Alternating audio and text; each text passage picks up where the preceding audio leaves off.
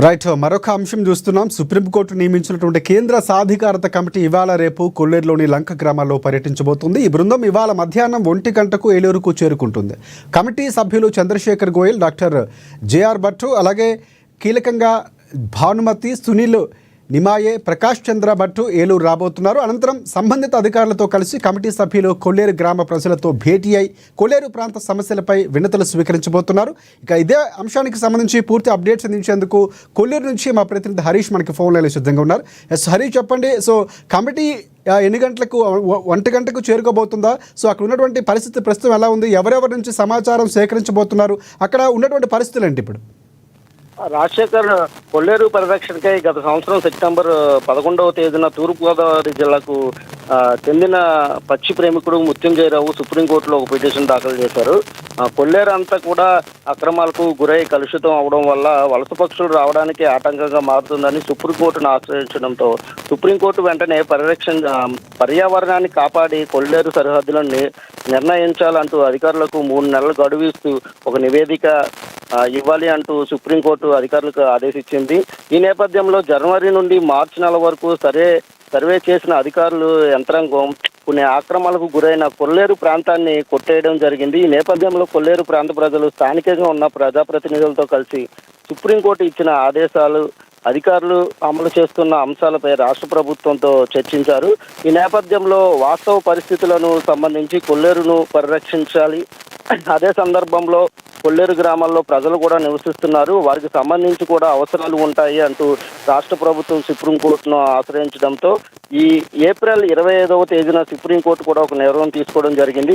వాస్తవ పరిస్థితులు మరొకసారి పరిశీలించాలంటూ సుప్రీంకోర్టు సెంట్రల్ సాధికార కమిటీ సభ్యులుగా 5గురిని ఏర్పాటు చేయడం జరిగింది. ఈ 5గురు సభ్యులు కూడా వాస్తవ పరిస్థితులను పరిశీలించగా వాస్తవ పరిస్థితులు తెలుసుకునేందుకు నేరుగా కొల్లేరు గ్రామాల్లో అక్కడ నివసిస్తున్న ప్రజలతో ఈరోజు రేపు అంటే 2 రోజుల పాటు భేటీ కానున్నారు.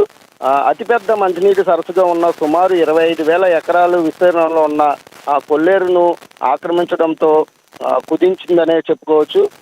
5వ కౌంటర్ పరిధిలో నుండి 3వ కౌంటర్ పరిధిలోకి కుదించాలంటూ కొల్లేరు ప్రజలు డిమాండ్ ఏదైతే ఉందో ఇప్పుడు ఈ 2 రోజుల పాటు పర్యటించనున్న 5గురు కమిటీ సభ్యులు పరిశీలించనున్నారు.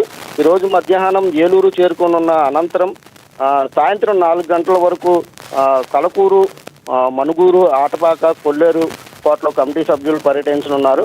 సాయంత్రం 4 గంటల తర్వాత ఏదైతే కైకలూరు, ఉండి మండలాలకు చెందిన జిరాయితీ భూముల రైతులతో భేటీ కానున్నారు. అనంతరం ఏలూరు జిల్లా కలెక్టరేట్ ప్రాంగణంలో ఏలూరు, దెందులూరు, ఉంగుటూరు మండలాలకు చెందిన జిరాయితీ భూముల రైతులతో పాటు కొల్లేరు ప్రజలు సంబంధిత అధికారులతో సమావేశం నిర్వహించనున్నారు. రాజశేఖర్, రైట్. ప్రధానంగా అంటే ఈ అంశాలు కమిటీ ఎలా రికార్డ్ చేయబోతుంది? ఏమైనా అప్డేట్స్ ఉన్నాయా మనకి? కమిటీకి సంబంధించి ఏమైనా కొల్లేరు సరస్సును అక్కడికి వెళ్ళే అవకాశం, సందర్శించే అవకాశం ఏమైనా కనిపిస్తుందా? ప్రధానంగా కొల్లేరు అనేది చాలా ఒక రకమైనటువంటి ప్రాముఖ్యత కలిగినటువంటి ఒక సంస్థగా చెప్పుకోవచ్చు. అక్కడ ఉన్నటువంటి పేరు ప్రఖ్యాతులు చాలా కీలకం. కానీ వలస పక్షులు రాకపోవడం కొంత అసహనం గురి చేస్తుంది అక్కడ జరుగుతున్నటువంటి అక్రమాలకు సంబంధించి. సో దీనిపై అక్కడ ఏమైనా వెళ్ళి సందర్శించే అవకాశం ఏమైనా కనిపిస్తుందా? ఏదైతే ముఖ్యంగా ఈరోజు 5గురు సభ్యులు ఎవరైతే కేంద్ర సుప్రీంకోర్టు 5గురు సభ్యులు అయితే ఉన్నారో ముఖ్యంగా పర్యటించడానికే ఈరోజు రేపు పర్యటించనున్నారు. అంటే ఏదైతే జిల్లా కలెక్టర్తో పాటు వెట్రిసెలవు జిల్లా కలెక్టర్ పాటు సంబంధిత అధికారులతో కూడా స్థానికంగా కొల్లేరు ప్రజలతో పాటు స్థానికంగా ఎక్కడైతే అక్రమాలకు గురైనయో ప్రభుత్వాలు సర్వే చేసి, అధికారులు సర్వే చేసి అక్రమాలకు గురైన చెరువులను కొట్టివేశారో వాటన్నిటిని కూడా ఈరోజు 5గురు సభ్యులు ఎవరైతే ఉన్నారో వాళ్ళు పరిశీలించనున్నారు.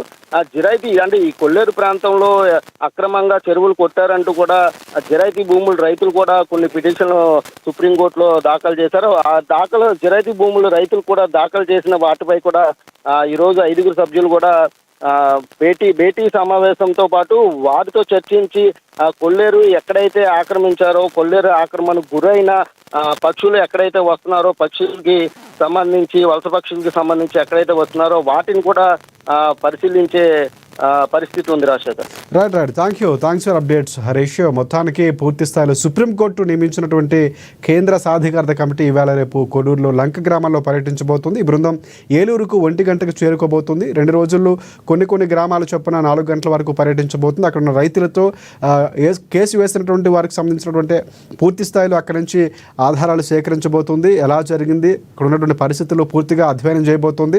ఆ తర్వాత రిపోర్టు సుప్రీంకోర్టు నేపథ్యంలో అక్కడ సమర్పించే అవకాశం కనిపిస్తుంది. రైట్, పూర్తి అప్డేట్స్ అందించినందుకు థ్యాంక్స్ ఫర్ అప్డేట్స్ హరీష్. ఇది ఇవాల్టి స్పెషల్ డే. మరిన్ని అప్డేట్స్ కోసం చూస్తూనే ఉండండి ANN తెలుగు న్యూస్.